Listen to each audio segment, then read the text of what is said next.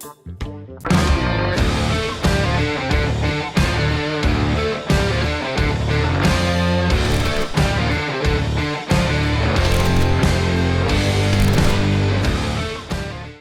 everyone, and welcome to episode 66 of the Talk is Cheap show. Hope you're all well, healthy, safe and COVID-free. Thanks to everyone for tapping in today. Truly appreciate your support. We've got another great show lined up for you today. On our news and notes, we're going to be going through some of the relevant stories making the headlines. We'll also look at Arsenal's last two games since the last show. The main topic of discussion this week will be following on from our great week, how that will see things going forward, and we'll also have a look at the team dilemma, team selection dilemma. We'll then conclude by our ops of the week, looking at the game coming up this weekend. But before we go any further, let me start with one of my favorite aspects of the show. Joining me on the Talk is Cheap show this week is a man whose passion for the game is matched only by his knowledge of the game.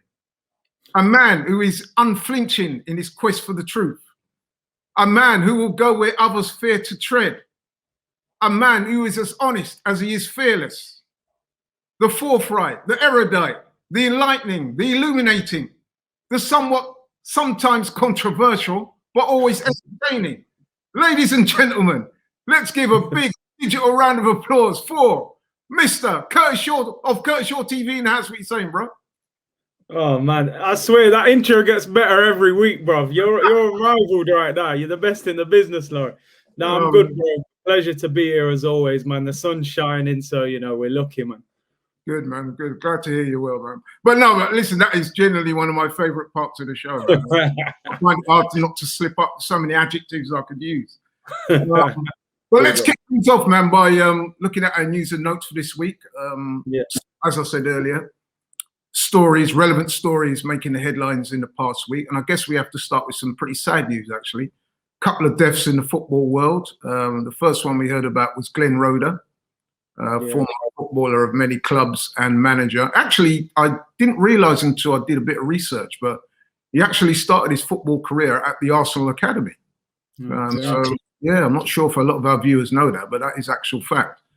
So he passed away at relatively young age, wasn't it? 65. Very sad news. And then later on in the week, we got the news about Ian St. John, former Liverpool player, also a manager. I think he managed Portsmouth as well, and TV broadcaster. He passed away age 82. So I just want to start off the show by sending our heartfelt condolences on behalf of myself, you, everyone at AFTV, and football fans around the world to both those guys, their friends, family, and associates. Yeah, we send our condolences there. So that was sad news. Also, last week we saw the Europa League draw take place. Actually, when I say last week, it was actually earlier this week. But So actually, no, it was last week, the end of last week, wasn't it? Yeah, sorry. Yeah, so we're now down to the business, what I call the business end of the tournament. And we're drawn against a team that will be familiar to Arsenal fans, Olympiacos. Of course, Olympiacos put us out the competition last year. So, Curtis, when Olympiacos' name came out the hat, bro, what was your thoughts?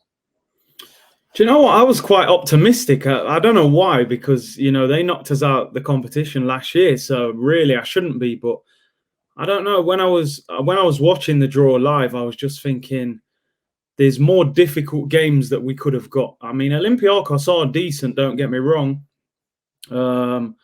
But I think every Arsenal fan just thought revenge. We need to get revenge on what they did to us last season. First leg's away from home, which I think is always better. To have the second leg back at your home ground. I believe both games will be played at our actual home venue this time, not like Benfica where we had to play in different parts of Europe. So not an easy game, but I think a game that if we perform that I think we can beat them. So listen, if we're going to win this competition this year, then I think we need to be beating Olympiacos. Yeah, I think you're right there. I mean, when the name came out the hat with ours, I was like, wow, you know what I mean? First thing, we need to get revenge. But we do need to be careful, don't we? Because, I mean, while we're quite happy at the draw, we don't want to get complacent because, as you said, last year they put us out. and I was doing a bit of cursory checking on their season, and they're having quite a good season. I think they've only lost once in their league all year. They're top of their league. And in their Champions League group, I think they beat Marseille, didn't they? They didn't finish bottom of the group. No. So there won't be any pushovers. And of course, they would have gained confidence from their win over us last year. But I think, to be honest, we could have got worse draws. And I think it's also fair to say that if you've got any hopes and aspirations of winning this competition, then Olympiacos coming out the hat should not frighten you, whether they've beaten you before or not. So listen, I think it's a very winnable tie, and we look forward to it when it comes around. Yeah, man. Right, so let's start proper by taking a look at Arsenal's last 2 games since our last show. And whereas last week or weeks gone by, we had, we could say we've had better weeks, this week was a good week. So we had the 2 games in 4 days. And like I said, it was a great week, really. The first of those games was the second leg of the Europa League game against Benfica. We drew the first one 1-1, so we had to make sure and get the win this time. Thankfully, we did, although we have to say it was a game of real roller coaster emotions. And yeah, we got the win, man, courtesy of the 3 goals we scored, 2 by our supposedly washed-up striker. Aubameyang came to the party, which was very encouraging to see, and also a great individual effort by Kieran Tierney. So, Curtis, my man, what was your thoughts on that game? Do you know what? It's probably a game that had everything. I'm sure for a neutral, you could really have sat there and enjoyed it. Obviously, for Arsenal fans, it was a roller coaster of emotions. I mean, I did the watch along as well, and I was calling it Scenes FC, man, because I went from despair to delight, within 20 minutes. Often Arsenal, we kind of defeat ourselves. Every time teams turn us over, occasionally you get a Man City or a Liverpool where they're just too good and we can't cope with them.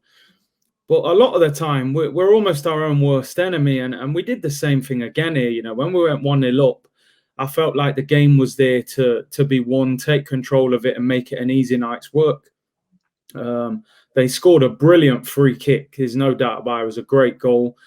And then obviously, old Danny Ceballos, man, he decided to drop that clanger. I did the show last week going, yeah, Ceballos has played well the last couple of games, and then he goes and puts a horror show in. But I think overall you have to give the team a lot of credit, because I got to be honest, when they scored their second goal with 20 minutes to go, I'm sitting there thinking we're out. This is Olympiacos Part 2. We're out the competition. To score 2 goals and to score the winner that late in the game, I think the team and the manager, they deserve a lot of praise. Was he fortunate with the substitutions, with their working? I don't know, but he deserves credit, because it was very brave of him to bring Willian on ahead of Martinelli and Pepe. And, I won't say what I said at that time when he made that substitution, but I wasn't cheering, let's put it that way, but it worked. So listen, equally, if I can criticize a manager and our team, I have to praise them. So, it was an epic victory. Let's put it that way anyway. Yeah, man. Yeah. And like you said there, I mean, I was at the watch along. Shout out to all the guys who attended the watch along. And when Benfica scored that goal, everyone was like looking at each other and thinking that was pretty much it. But you know what? I was mildly optimistic, because right the way through, I kept thinking, like Benfica, we're not playing that well, if you know what I mean. It wasn't like we were being played off the pitch or anything like that. It's just we've been a little bit unlucky. And then, of course, Ceballos, I mean, even for that first goal with a free kick, I thought that was a needless challenge he made there. That was a bit rash. And he gives away a free kick, and straight away I'm thinking, I hope he's not going to be punished for this. And of course he was. And then the second mistake by Ceballos, well, I don't know what he's thinking about there. So, we've given away that goal. You're thinking, you're fearing the worst. But I still had some inner optimism in me to think that, yeah, we could actually retrieve this. And so we did. So, yeah, fair play to the guys for that. Okay, moving on to the second game then. A weekend game away to Leicester. A lot of people weren't giving us too much too much in the way of we were going to get a win, but we got a win, and it's very impressive. In fact, I would go as far as to say that was probably our best performance of the season. What do you think, Curtis? No, I would agree with that. I think looking back at some of our victories, obviously we beat Man United, but I don't think we really controlled that game. And, we scored from a penalty. It was a good win. But I think the Leicester win, in years gone by, and this is something I will give Mikel Arteta credit for. So, people, click this. You. I don't know what's going on, but yeah, what I'll give him credit for is, again, when I saw the team selection, I'm like, I don't know if you've made too many changes there. And, I called El Neni and Xhaka the Chuckle brothers in midfield, but we got away with it in the end, to be fair. Xhaka had a good game after the initial kind of mistake what led to the goal. But no, I thought it was the best performance of the season. I felt we controlled Leicester. I thought our wingers were fantastic in that game, Pepe and Willian. I thought Lacazette's hold-up play was fantastic. I thought Pablo Mari and Luiz pocketed Jamie Vardy. I saw that Robbie had Lee Chappie on a couple of days before the game, and I thought Lee Chappie was up front for Leicester. I didn't think that was the real Jamie Vardy, because usually he terrorizes us, and Pablo Mari dealt with him. But no, I thought it was a fantastic display, and do you know what? I enjoyed it. There haven't been that many games this season where I've really enjoyed watching Arsenal. I actually enjoyed that game, and listen, one thing I'll say about Mikel Arteta, I've criticised him a lot this season. I think since probably Christmas, I think we are seeing a better manager than we saw at the start of the season. And I think that's probably to do with the fact he's never been a manager before. I'm not going to go as far as to say I trust the process, but I can sort of see the process developing a little bit. But having said that, I still want us to, if there's some way that we can win that Europa League, that will rescue the season. But in terms of the Leicester game, I thought it was a great performance. Best one of the season. Yeah, I would agree. I mean, especially when you consider we went a goal down in that game after 6 minutes. So to come back from that and to win can be at that as well. It was very impressive. And fair play to the guys for that. Right, so great win. And, lots of optimism and lots of goodwill after the game. But it got me thinking, man, that given the way the team played recently, that there's some selection conundrums lining up for the manager. He's got a bit of a dilemma. And I thought that we will talk about that, and that would be the main topic of discussion for this week, which is to say, what is our best 11 currently at Arsenal? So basically, I'm going to just go through some areas that I've identified that I think could be a selection dilemma for the manager. And I'm going to ask Curtis here, as our resident expert, to offer his opinions on who should play where and what the best first 11 should be. So, okay then, Curtis. So we're coming off the back of arguably our best performance of the season. A lot of players back to form. And, that's good. But, there are some positions there that are up for grabs and are worth scrapping for. So let's start then with the right back position. I think I might know where you're going with this, but you might as well skip this one, mate. You might as well skip this. Well, it's a school of thought. Your school of thought, my school of thought, and then there'll be the one that the manager goes with. And I think, but anyway, it's worth discussing anyway, because I think Cedric has played very well in recent games. And obviously he's battling it out for the right back position with a certain Hecky Becky. And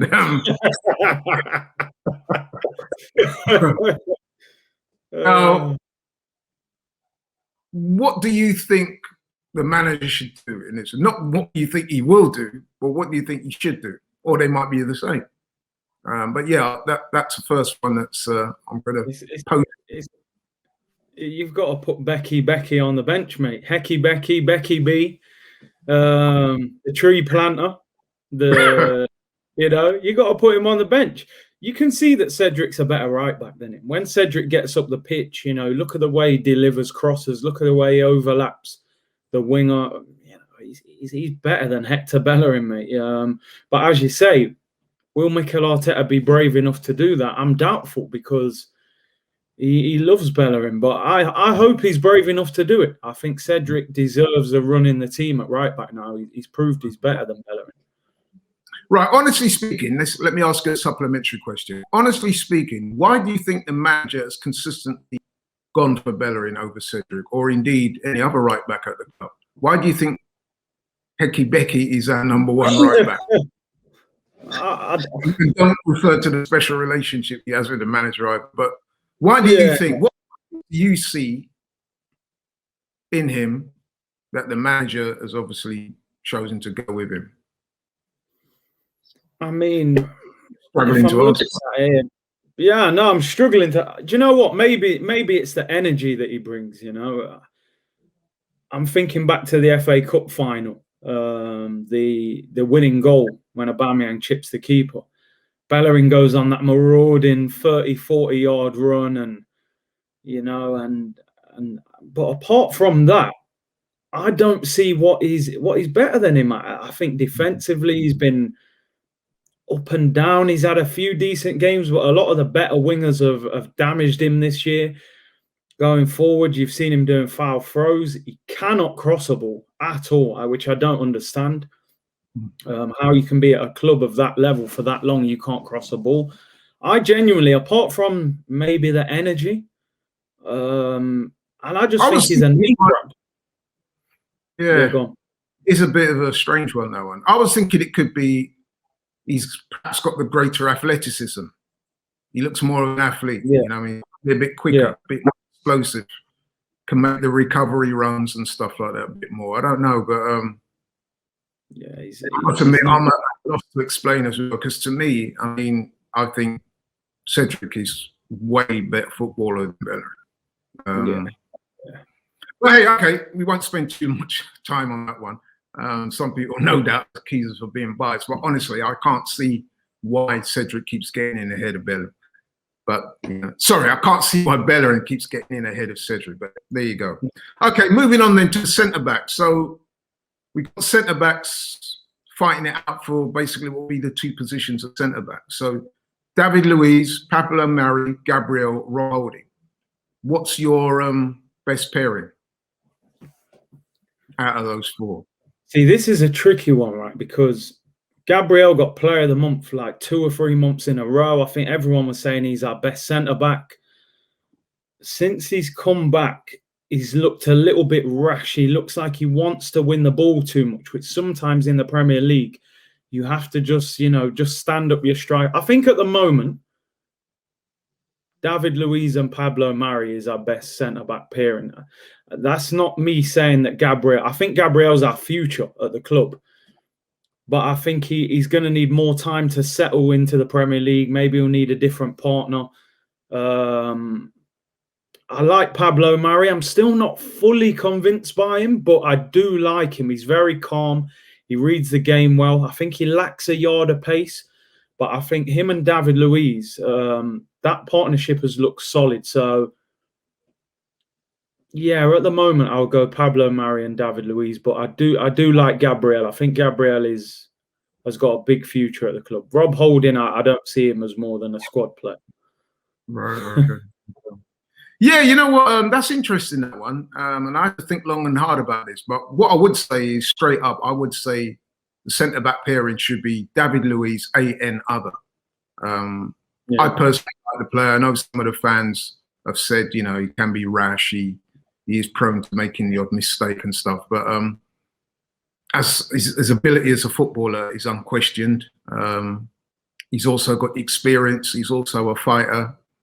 He's got a physical presence. Yes, he does make some pretty rash mistakes, and he can cost you at times. But that's something we have to put up with. But overall, I think he's got to play. And as a partner, yeah. I mean, listen, I've been impressed with Gabriel like you have. But it has to be said, of recent, he's not looked as good as he did earlier on in the season. So I can see why people would make a case for Pablo Mari, because Pablo Mari, I guess you could also say that Pablo Mari alongside Luiz kind of works a little better, because Gabriel can be a bit rash at times himself. So, you have a pair in there, then you want one guy, if he is prone to the odd mistake, the Eddie guy him, and I think Pablo Mari represents that probably a little bit more than Gabriel does. Gabriel is probably a lot quicker, maybe a bit stronger. I don't know. He's able to make those recovery runs if there's one required to be made. So yeah, that's David Luiz alongside.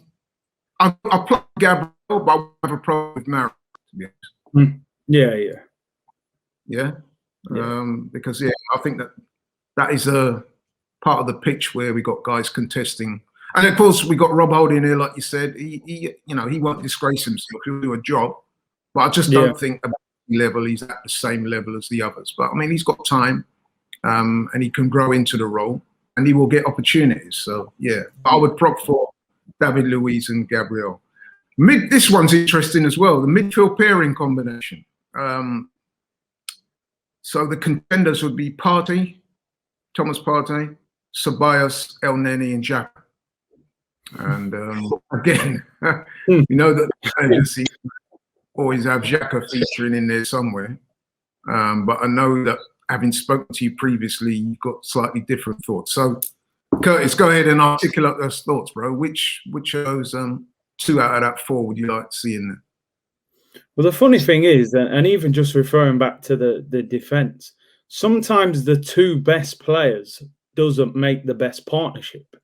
Do you know what I mean? Like, so in a sense, I would love to have, it's going to be Thomas Partey and one other. I've always been intrigued to see Thomas Partey next to Dani Ceballos. We haven't seen it yet. I think it could work, but at the moment, I can't pick that because I don't know how that would work.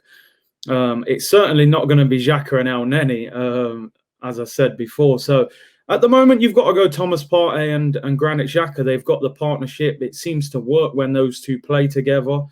And I can't pick anything else. As I've said before, I still think long term, despite Xhaka's uptake in form, I still feel we need to upgrade him in the summer. I think we need a better, more mobile midfielder next to Thomas Partey, someone like Basuma. Because as good as Granit Xhaka is, he's got these little mistakes in his game. He gets caught on the ball sometimes, but he has improved under Arteta. And yeah, because I haven't seen Ceballos and Partey, I would go Xhaka and Partey at the moment. Right. That's interesting. You know what? I'm going to agree with you on that one. I think, like you said, combinations and partnerships are key, and I think that the pairing of Xhaka for his experience and his physicality, and then you've got the way he's got a certain presence in there that I think we need, and Partey has also got those, but he's also got the ability to think forward and pass forward and make runs and put in the odd defense splitting pass as well, which I've seen him do. So yeah, I would opt for Partey, but Ceballos on the bench there is an interesting one. What do you think there? I mean, look, I felt he was having a decent run of form, but then he drops that horror show against Benfica, and it's like you've took 1 step forward, 2 steps back with that. So look, I'm sure he'll get back in the team and have another chance, but I think when Partey plays next to Xhaka, I see a slightly different Xhaka. When Xhaka plays with El Neni, everything's backwards and sideways and safe. It's almost like Partey takes the reins off him and says, go and express yourself a little bit. And you see a more ambitious Xhaka next to Partey. So, yeah, I think Partey's still, he's the main man, obviously. I think Ceballos has still got a chance to get back in, but I think at the moment it's Xhaka and Partey. That seems the most solid partnership. Yeah, as I said before, I agree with you on that one. Okay. Right then, okay, so left and right side of midfield. I think it's fair to say that Tierney and Xhaka down the left side of midfield have pretty much secured their positions there. They've been 2 of our best players this season. I'm not really going to look at that in terms of, a selection conundrum, because I think those 2 guys are pretty much amongst the first 2 names on the team sheet, really. Don't you think? Yeah. Well, if we look at the right side of the midfield, that does offer it closer scrutiny. So, yeah, Pepe and Willian. What do you think, huh? Listen, this for me is easy, and I'm not just saying it. Like, I've wanted Pepe in this team for a long time. I mean, even Saka's played on the right a lot of the time as well. But whether he's on the right or the left, Saka will be in the team. Yeah. But Pepe, for me, I've said for a long time, he's been very frustrating, and I can understand why fans have been frustrated with him. But I think he's growing now. He seems to be working that little bit harder. He's smiling a little bit more. He's given us end product. Before he was, skill, and lose it and you're like, come on, man, we ain't got time for that. Now I'm seeing end product. He ripped that Leicester left back apart on the weekend. The guy got booked and got dragged off at half time. That's what I want Pepe to do. Rip fullbacks apart, and then Pereira moved to left back and he was doing him as well, Passed the ball to Odegaard, Willian crosses it, he scored. I want Mikel Arteta to give him a proper run in the team, show that belief that he can be one of the main players. So Willian obviously had a great game against Leicester, but Willian's 32. I'd rather see a 25-year-old that's our record transfer in the team, growing, becoming a better player, build a partnership with a fullback. So for me, it's a no-brainer. It's a no-brainer. Pepe and Saka are out wide. Again, I would have to agree with that. I mean, we have seen a bit of a resurgence by Willian the last couple of games. And last week's game, last Sunday's game, he actually got man of the match in a lot of people's eyes. He had the 2 assists in that game. He looked bright. He looked inventive on the ball, and he put in a shift as well. So, yeah, he had a very impressive game. Do you think the manager will stick him on the bench, or do you think he'll start with him for the next game? I mean, we've heard what you say. What do you think the manager will do? I mean, the thing is, the manager signed him in the summer. Although it was a free, he gave him big money. It was a big commitment for a 32-year-old. So he obviously rates him highly.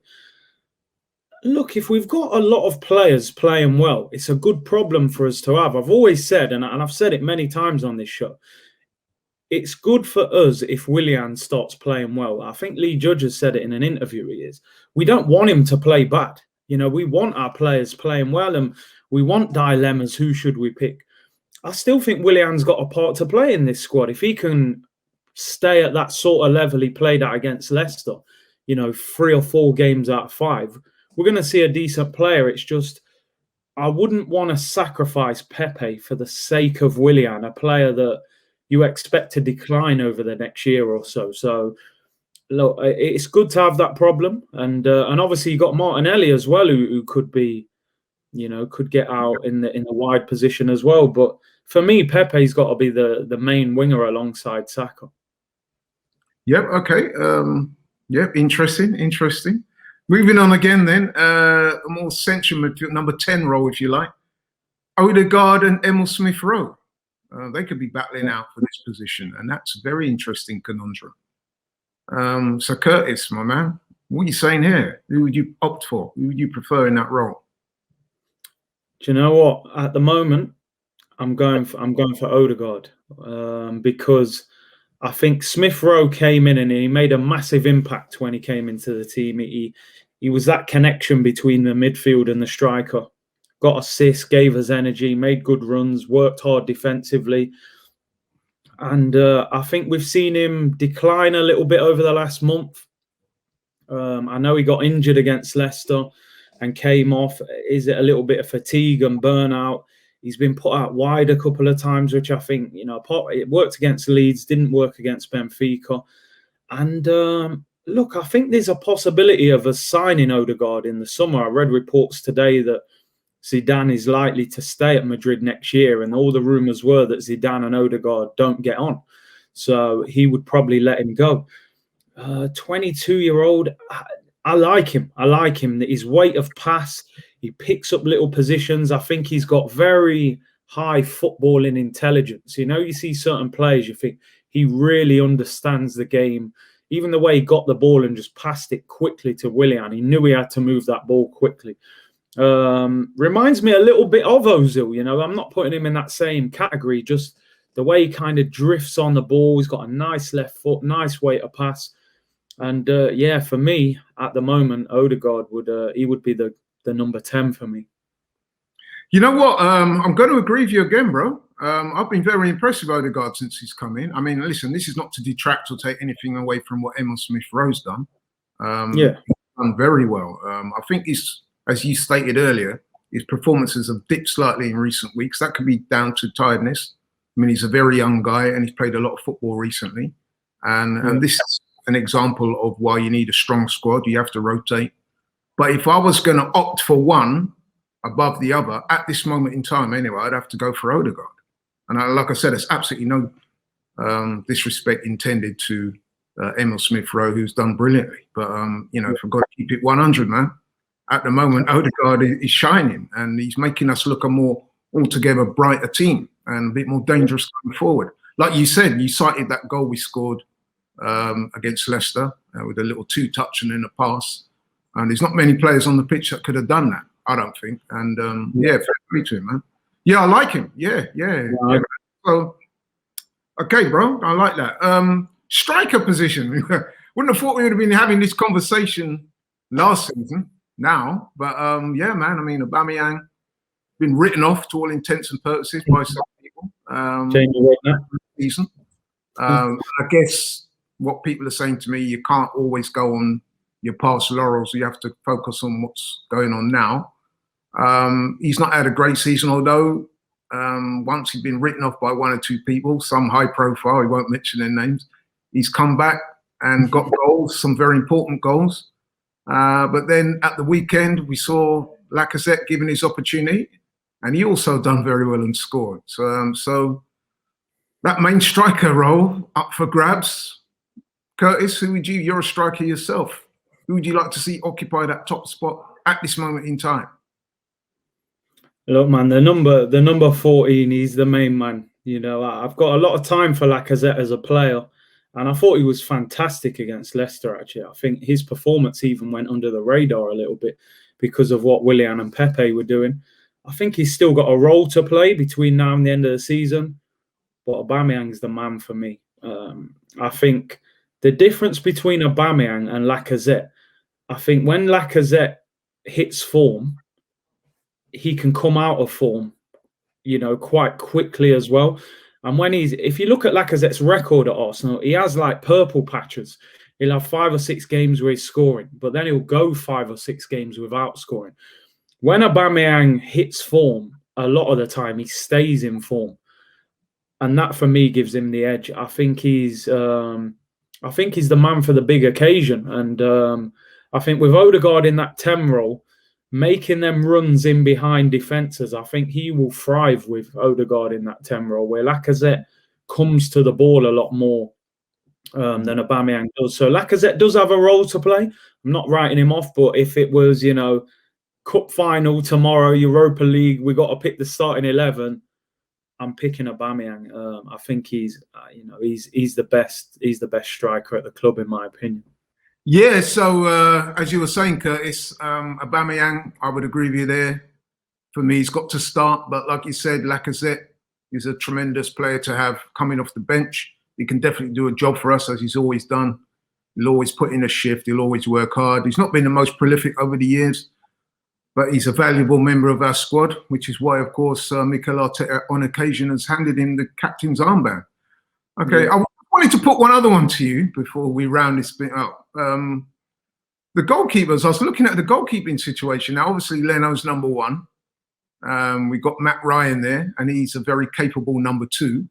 But he's there on loan. And, you know, we are in the league, and obviously you're in the Europa League at the moment as well. So Premier League, Europa League.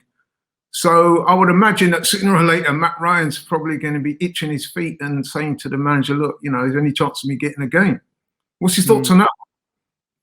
Yeah, I think it's clear that Leno's our number 1 keeper. But listen, I would like us to sign Matt Ryan. Having gone from Emi Martinez as number 2, who was brilliant, down to Renarsson, you know, I was like, please just get us out of this mess. And I think Matt Ryan proved even in that one game that he played that he's a competent goalkeeper. I think he'll get game time. I think we'll give him a few games in the Premier League as it kind of figures itself out where we're going to finish. I think in the Europa League, you'll have to go with Leno. But yeah, Matt Ryan deserves a chance, and I hope we sign him next season because I think he's a solid backup goalkeeper, to be honest. But I was just thinking, then, if we're going to get him to try and stay, we've got to give him some games, aren't we? Yeah, give him a few Premier League games at the back end of the season, I reckon. Yeah. I think if the manager's been smart, he will try and accommodate him because, I mean, we don't want Matt Ryan at the end of the season to say, well, look, I'm not getting any game time here. I might as well go because that the number 2 goalkeeper is an important position in the club. And as you alluded to earlier, and in previous shows, you don't think Renan Arsene is up to the task. No. And I don't think too many people would argue with you on that one. So, right, okay. So just to round that bit up then, if you could just give us 1 to 11 very quickly, your best 11, and we'll see how we go from there. So so at the moment, I have to say I would go Leno, then I would go back. Hang on, let me just write it down so we can. Go on, right down. So we got Leno in goal. We go Cedric at right back. You're right. We get Tierney at left back. Yeah. And see, I'm torn on this, but I'll go Luis and Pablo Mari, just about. Even though I am a fan of Gabriel, but yeah. And then, I'll go Partey and Xhaka in centre midfield. Right. And then I'll go Saka and Pepe out wide, whichever wing you want to put them on, really. Right. And then Odegaard 10. Odegaard 10, right. Yeah. Yeah. And the skipper up top, man, number 14, Oba up top. Yeah, okay. So just to reiterate then, you've gone Leno in goal, Cedric right back, Tierney left back, David Luiz and Maris are 2 centre backs, midfield pairing of Partey and Xhaka. On the left-hand side, you got Xhaka further up midfield. And on the right-hand side, you got Pepe. Is that right? Saka and Pepe, yeah. Yeah.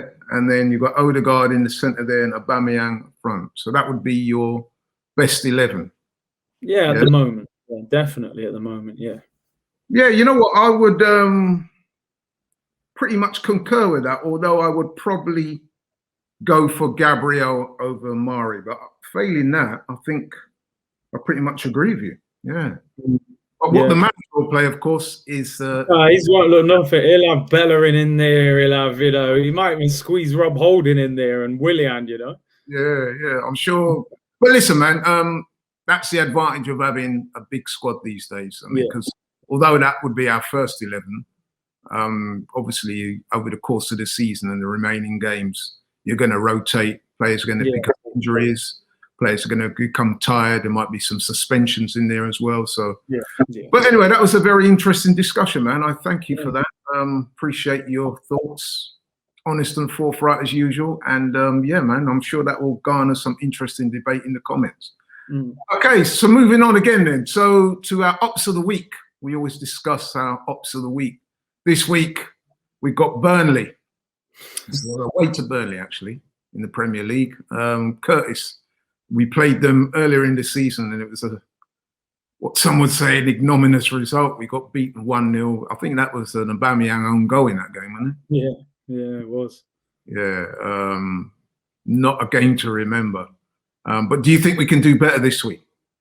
Well, we have to. We have to do better. I'll be honest. I think that was probably the lowest point of the season, losing at home to Burnley. Yeah, I think Xhaka got sent off in that game, didn't he, when he grabbed him by the neck?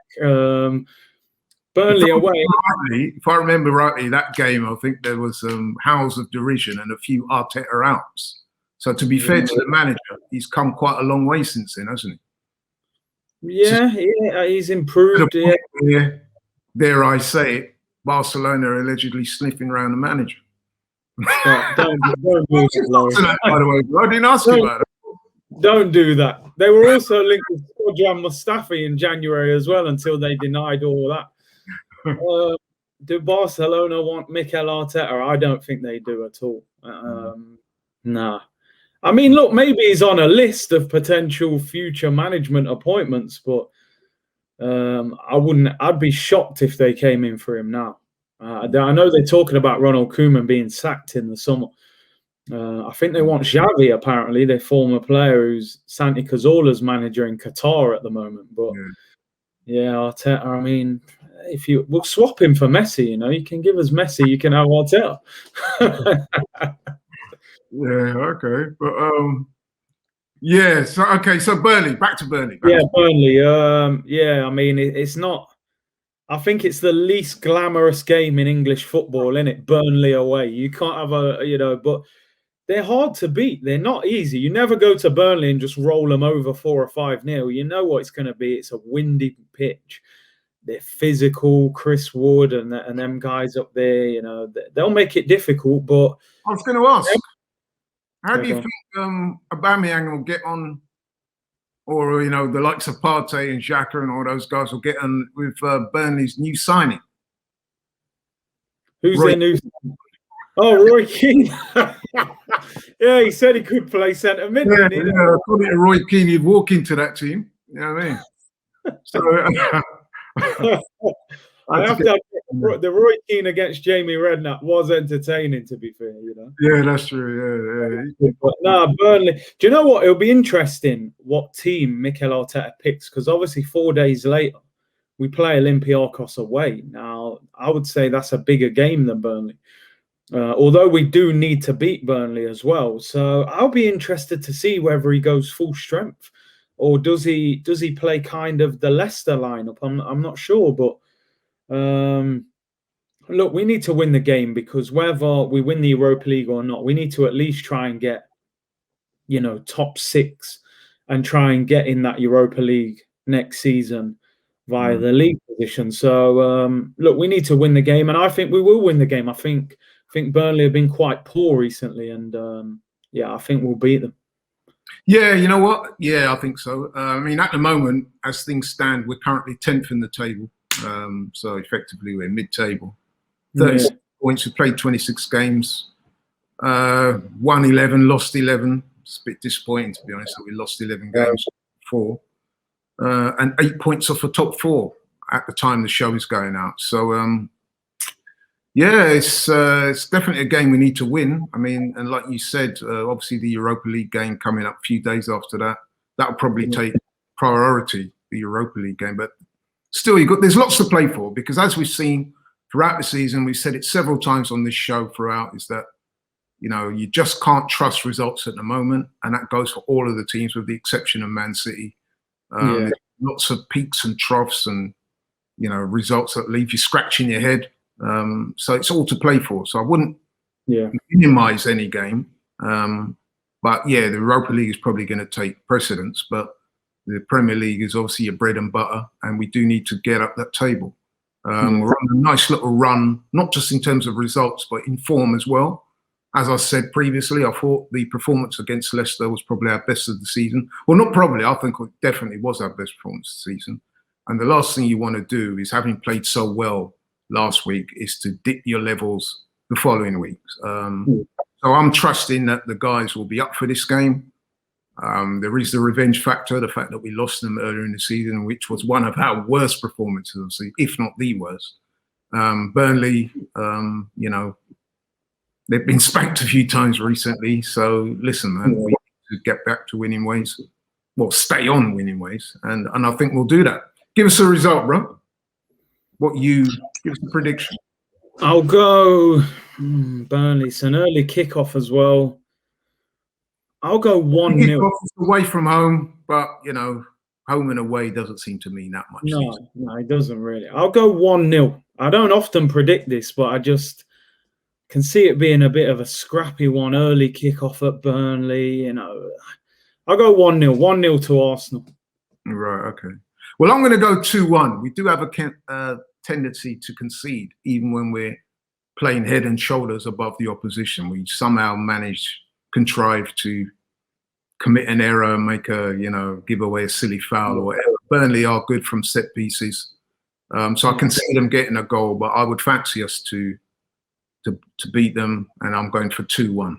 So that's my prediction. And we're both going for a win. So let's hope we're both right on that one.